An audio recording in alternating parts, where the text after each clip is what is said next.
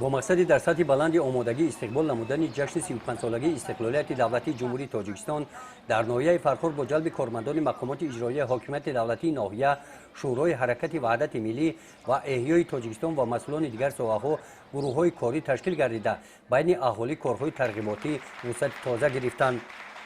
در دایره نشر چهاربینی‌ها با اشتراک اعضایان گروه کاری روز 5 می واخوری اعضایان گروه در دهات خراسان دایر کرده شد. در این واخوری معاون رئیس ناحیه فرخور دلبر رحمت الله زاده و معاون اول رئیس شورای حرکت وحدت ملی و احیای تاجیکستان در ناحیه فرخور رعنا رحیم زاده در برآمدشان ساکنان دهه را به کارهای آبادانی و بنیادکاری دعوت کردند.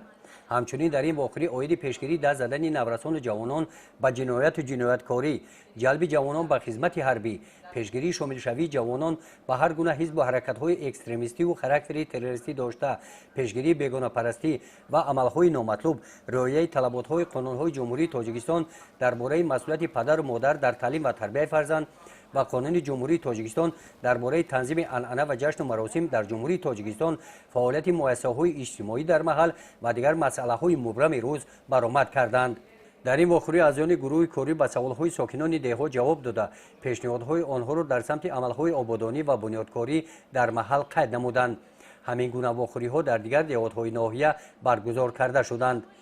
گزارش خواجه نظری خدای نظر ظهوروف از ناحیه فرخور برای برنامه اطلاعاتی نوید.